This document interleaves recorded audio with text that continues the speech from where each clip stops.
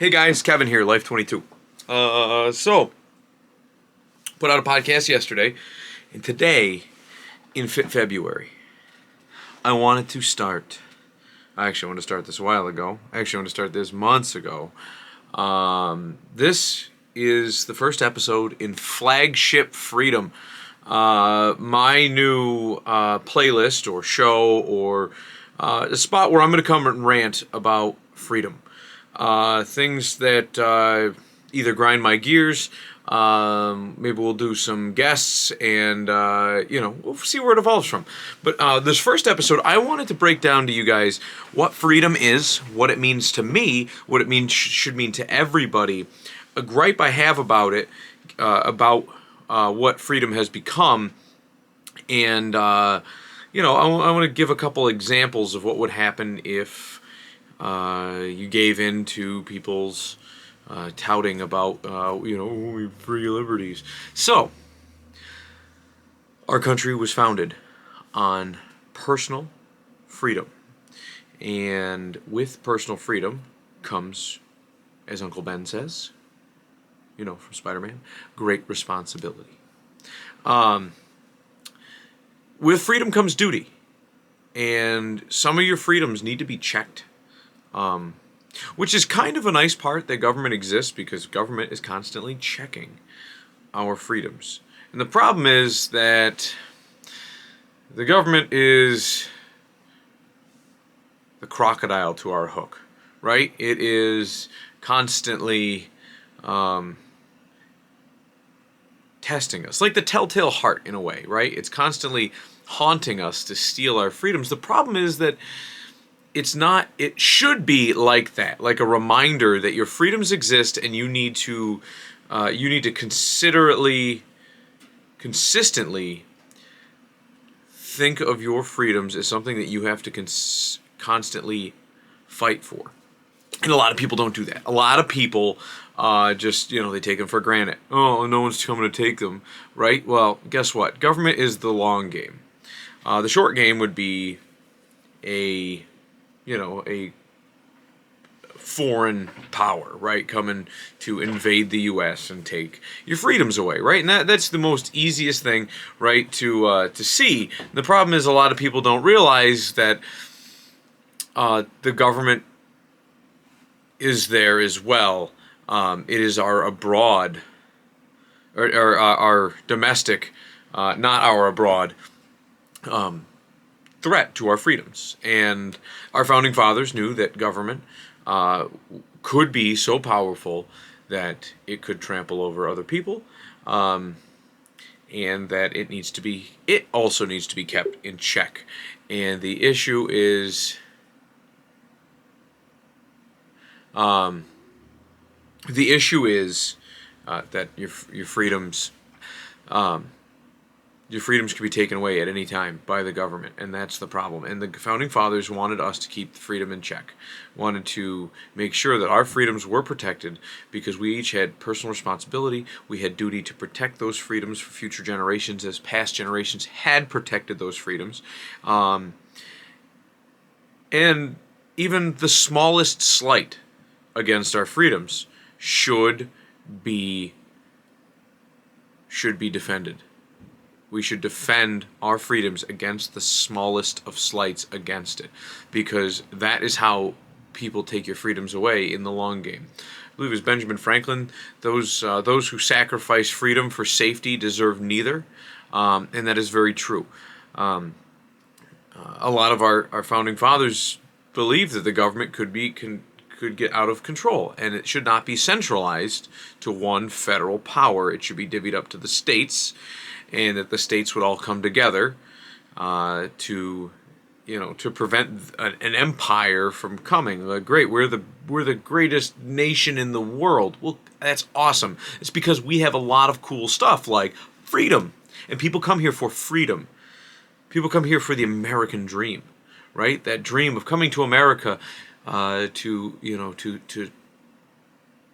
flee oppression and to have an infinite ability, the infinite opportunity to be successful. And with opportunity comes success and also failure. So, I mean, most people came here and they fell flat on their face. Some people came here and they were very successful. So, to each their own. My parents taught me at a very young age that I should never, ever trust the government. And I feel like a lot of people, they're like, oh, the government, honey. Like, they take the government like it's Santa Claus at the mall. And they're like, look, it's Santa Claus. You have to respect him. He's old. He's wise. He's knowledgeable. And he'll never hurt you because he's Santa Claus, right? The government is not Santa Claus. The government gives you gifts, and they are very similar to biblical tales of serpents who give you gifts, right? You just don't take them. How about, imagine the government is, here's a good one, the government is a stranger in a giant white plumber's van handing you candy, and candy is the gift he's giving. Do you take the gift? Get in the van? Jump on board the bandwagon for the government? No. No, you don't. You don't get in the stranger's van, damn it. Freedom is very, very important. Freedom has a cost. Freedom is not free. Freedom has a cost, and that cost is put onto you and your children and your parents and your grandparents and their parents before them and your children's children, and it works in both directions. And the problem is, all it takes is one person to really, really screw up by doing something simple like giving your freedom away. And it hinders the next generation. And it disgusts the former generation. Never trust the government. There are certain things you can utilize the government as a tool, because the government is there and has to be established in order to... I'm a little government guy, right? And I understand the government as our founding fathers did. The government was there to protect us from amassing armies. We needed the ability to amass armies. I like my government to prevent. If I can't defend myself, I would at least like the government to have a police force to stop somebody who's breaking into my home while I'm sleeping, right? And that can still go too far, so it has to be kept in check. And I'd like level roads. That's really it. Soup kitchens, they can be run by churches. Fires can be put out by volunteers. I grew up in a town where they had volunteer firefighters, and they owned a ladder truck the size of the one our city has. When I was 8, we were going back like 2.5 decades that they owned a ladder truck that they bought with money from selling Christmas trees. It was one of those things. I'm not going on a rant here about firefighters, police officers, stuff like that. But that's what I want out of my government. I want my government very simple. I don't care if I don't want them involved in the the stock exchange. I don't. I know some of you are going to go, oh, people will get screwed. Well, guess what? People get screwed all the time, and they have the option to play in a gambling match, which we call the stock market, and they can get screwed. You go to a poker table, you could lose everything. You could get robbed at the poker table. Guess what? That shit happens. And at which point, that's theft. That's a crime. You know what I mean? Like, let's have a police force for that, right? Not the SEC. Oh, somebody knew something. Who gives a crap? I want level roads. I don't want crackheads breaking into my house and killing me and my family. I want to be able to own my guns. I want to be able to travel to and from work, to travel to the local store, which is uninhibited by its commerce trail for me to get there, or for its goods and wares to arrive at the store. Those are the things I'm looking for in my government. I am not looking for my government to coddle me. I'm not looking for my government to tell me everything is going to be okay. I don't need my government to protect me from things it can't protect me from. I'm not going to sacrifice my freedoms to have a government provide me with safety. And I know that sounds counterintuitive to a police force, but I don't need a police force for certain things. My neighbor gets robbed, the police force comes and does a follow-up. My neighbor gets shot at, the cops come, and maybe they help shoot back. Right? Those are things. But for the most part, our community can self-police itself, and we can protect ourselves. But I do, to an extent, a police force is necessary. But I think that I'm going down a rabbit hole here in a tangent. I don't need the government to protect me from meteors, and global warming. And I don't need the government to protect me from pandemics of flu-like symptoms. And I know this next part is going to be a little cage rattling, right? I know that I loved my grandparents very much. I know I love my parents very much. I know I love my children very much. And I'm doing a risk assessment because every one of my grandparents and parents, whether alive or before they were deceased, explicitly did not want to go to a nursing home where they would then live a long, slow death where most likely they're already checked out and they're dead inside anyways, because nursing homes are filled with memories of people that once were, that the living will not allow to die. You don't want the memory of grandma to die, so you put her in a nursing home and put her on a ventilator and make her essentially this still living, breathing grandma who is not grandma. Maybe she's got Alzheimer's, maybe she has dementia, maybe she's literally a vegetable. She is on a feeding tube and just in and just in there. And for your grandmother's sake, I hope that she is not in there, right? Because you don't want to be solid and you can only see stuff coming out of your eyes, and you can't say anything, move, speak. I mean, that's hell. And so to prevent, and it's an unpopular opinion, but guess what? Life expectancy of people is 50 to 60 years. And the problem is people are pushing 110, and 20 of their last years were in a nursing home, and it's just depressing and it's miserable. And now, because I love my children and I'm trying to provide for them, I have to sacrifice my way of life, how I make money, so that I can put food on the table for them, all because people don't want their grandma to die. Which, if your grandmother's over the age of 60, and I know that modern medicine is allowing people to live, what's the average age of a man is 72 and a woman is 78 or something like that. So the average is 76, I believe, or men is 68, something like that. I can't remember. It's been a while since I looked at any of those statistics, but you understand my point. So, somebody's going to say, oh, Kevin, people live to 70, 80. Oh, okay, great. The problem is if they're in a nursing home, and they're not there, or they were not successful in life and they did not amass enough money to pay for someone to walk behind them with a bedpan and help them with all their daily activities. Why is it from an economic standpoint, why is it my responsibility to take care of your grandparents? When I get to that age, and if I haven't amassed enough money to pay for someone to walk around with a bedpan following me, I expect to be thrown in a dumpster.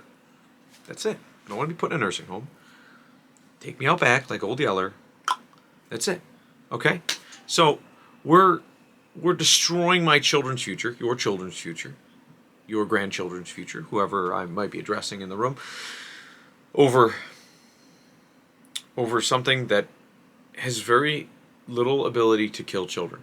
And if you're my age, in your 30s, you're very, very, very low probability of killing you. I had COVID. I did not die. I think I had COVID twice. It's one of those things. To save that memory of your grandmother, my child has to wear a mask for the rest of their life. Or, can't go into certain restaurants because of vaccine choices that we make.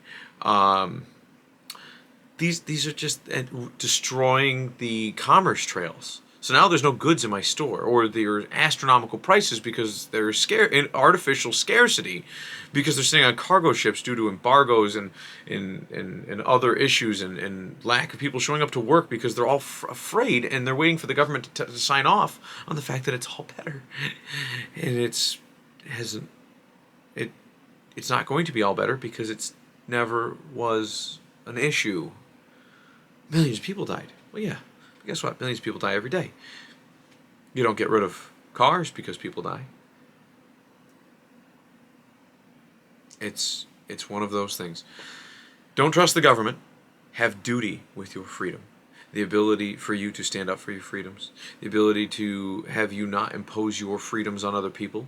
There's positive and negative freedoms. You have certain positive freedoms, but you don't have negative freedoms. You can't have others use their freedoms to draw freedom away from you, and you can't use your freedom to draw freedoms away from other people. So it is very much like a fencing match. It is a parlay. It is an elegant dance. When it has to be, and sometimes it is guerrilla warfare to protect it when it has to be. When somebody goes and is not elegant about how they wield their freedom, you have to get dirty to protect your freedoms. So I'm sick and tired of people telling me that, well, to protect you from COVID, who cares about your civil liberties? My civil liberties are so important because of the same civil liberties that we all have. So I'm going to stand up for my personal freedoms as if I was standing up for everyone's, because I am. That is what I'm doing. By me protecting my own, I am protecting yours. I am protecting your children's. I am protecting your parents. I am protecting your neighbors. I am protecting the freedoms of your dog. I am protecting everyone's freedoms by protecting my own, and that is how the battle is won. Now, by me protecting my freedoms, because my freedoms are very important to me. Sorry, I went on a rant, derailed a little bit. My freedoms are so important that what happens if a foreign power came here, right? China finally attacks. Or what people feared in World War II is that Germany would attack America, which Germany didn't have the military strength toward the time that the U.S. actually got involved in the war to actually take down the United States. We would have squashed them as soon as they showed up in a boat, or paratrooped in.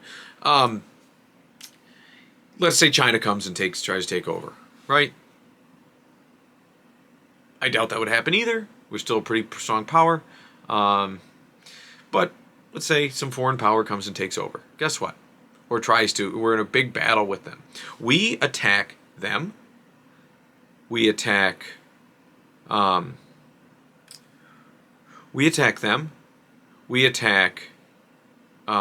And let's say we wipe out all the people that have volunteered to enlist in the military. Then we go to a draft system. Because we need people to fight, right?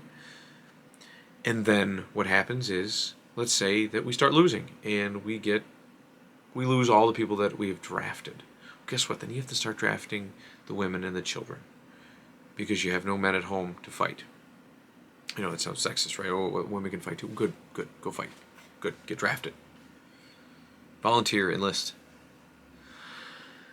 That's not my point, though, is you start getting to the point that no one seems to get this. If our military fails, who is left? It is the farmers, the machinists, the mechanics, the HVAC techs, the electricians, the plumbers, the painters, the builders, the postman, the butcher, the candlestick maker. All these people have to stand up and fight for your freedoms against foreign powers so that they don't take over, right? Because if they win, guess what? They usher out all freedom.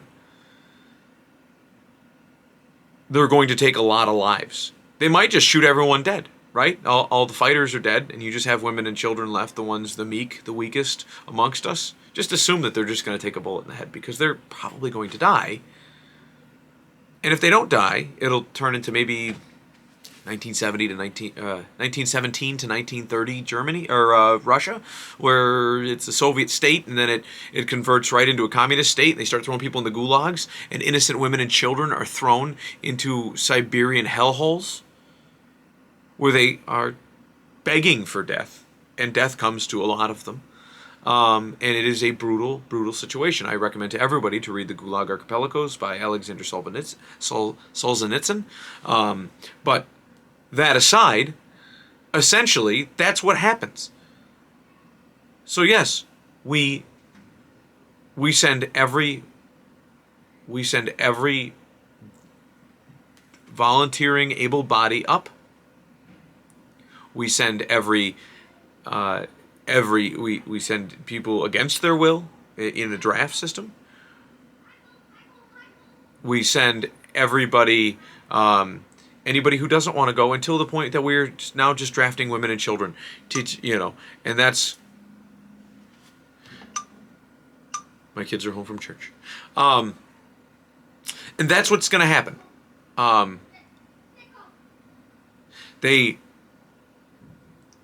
To the point that every last soul in this country is expended to defend freedom. That is how important freedom is. Because in that scenario, if you didn't expend every last soul, you would have some vague memory in these children of a time where freedom existed because all their parents got killed in the war, and all their grandparents died fighting in the war, and pretty much everybody would have gotten wiped out in this war, and you have this vague memory, and then these kids are just assimilated into this new culture where there is no freedom. And most likely mass death. So if there are any survivors at all. So you start thinking about things like that. So if our freedom is so important that we're willing to expend every single American life to defend it, because without any American lives left, then with having American lives still remaining, and then you give up to a foreign power, there is no freedom, there is no American lives. Essentially, they're lost, because now there's somebody else's lives, and they're going to do with them what they will, because you will not have freedom under their system. So that is something to think about. So now you start thinking about that, and you say, okay, well, what happens when the threat is domestic? Okay. What happens if it's domestic? You really have to think about it. Like, well, I'm willing to die for my freedoms so I can protect my children and their freedoms, their freedom to life, liberty, and the pursuit of happiness. If we lose those freedoms, they don't have the liberty to life. They don't have the freedom to live. That in and of itself, the government can take those away from you, because the government can't take those away from you, which is why it's a constant battle, because the government always thinks it can. The government can never take your freedoms away from you, because your government did not give you those freedoms. We gave those freedoms to ourselves when we wrote the Constitution as an American people.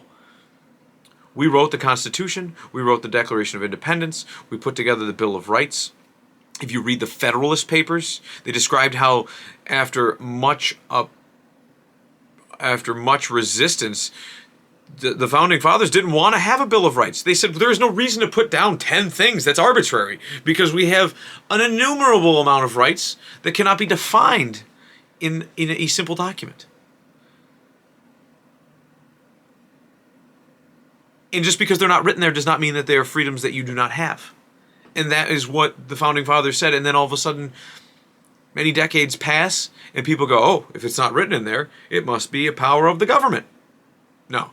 Government can go sit on it, because that's not what we did. We gave the government, we birthed the government, and we enumerated our powers and gave some of our enumerated powers to the government so that it could live, so that the government could be born. And once the government was born, it had certain duties to us, right? Like we build a car. We build the car, and the car has certain duties. It is to drive us to the store, to take us to see grandma. It is to get us to and from work. It is to drive us to the hospital when someone is sick or ill. That is what the car is. That is what the government is. The government is a tool of the people. The people gave themselves. We took from our rib, created life to the government. The government is subservient to us, not the other way around. I do not ask what my government can do for me. I know what my government is intended to do for me. And I don't ask what I can do for my government, because My government should be lucky that it exists because of me, because of my children, because of the founding fathers, because of you and your children. These are the things that we have to think about. These are the things we have to watch out for. 25-minute rant of Kevin on freedom. Now, I know some people are going to bicker and, oh, Kevin shouldn't say mean things about people's grandparents. But guess what? They live their lives. Now it's time for other people to live theirs. It happens. You should respect your elders, but for their wisdom. You shouldn't respect them enough to allow them to draw freedom from you. It just happens. Some people are going to get mad at me because I don't think COVID's as big of a deal as everyone's making it. I know people are going to get mad at me because I'm not big government. I don't like government. The government has a purpose, and people are expanding its purpose left and right. Like the birth of OSHA. OSHA was meant to make sure that people had a couple safe things in work environments and yada yada, and the government would have a little bit of oversight to protect against robber barons. They also created the unions to protect workers during that time period. They solved all the problems, and those things didn't go away because once power is created, it is not easily dismantled and reabsorbed into the entity in which it took its power from. Like the Titans giving birth to Zeus. Eventually these children, these things that we create, not our children, but like the Titans giving birth to spawning Zeus and giving him power, he eventually devours the Titans.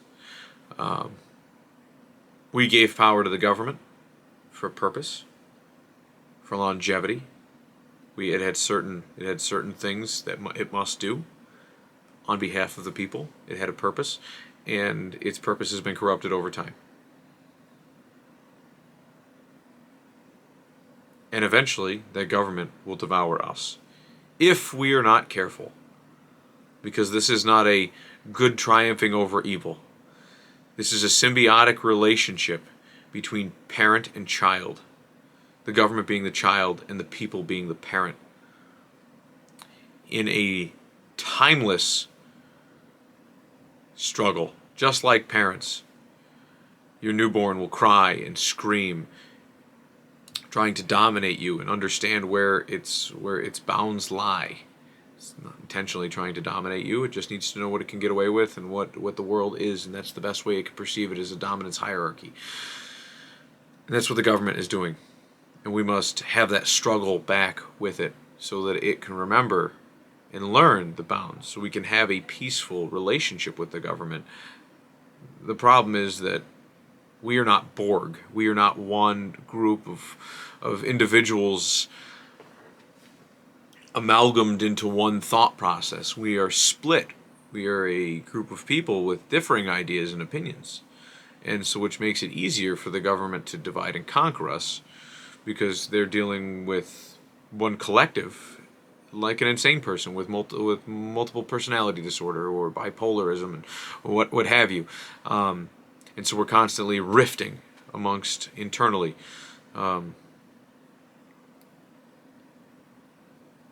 It's a lot deeper than a few metaphors and analogies. It is our freedom. We must keep it and hold on tight. It's a constant struggle, but as is life. I believe the Dalai Lama said that. Life is a struggle. And as we struggle for our freedoms, I'll jump into another quote that I'm very familiar with. Pat Benatar. Because life is a battlefield. Love is a battlefield. All right, so I guess I'm not that familiar. But no, these are the things that I'd like to continue to talk about and have a dialogue with you and get other people on the show to talk about. Things that threaten our freedom, things that are nonsense, things that sometimes you have to put your foot down and take a stance on something and say, listen, I'm not having any more of this. Stop masking my kids. Stop trying to stop trying to protect my children. They're my children. I can protect them on my own. I am doing a risk assessment every day of my children. I know what things that they can do and that they can't do. And hypochondriacs trying to police me to police my children is not going to bode well. So with that said, stand up for your freedoms. I plan on doing more of these podcasts, so Flagship Freedom is here, and we've departed from the shore.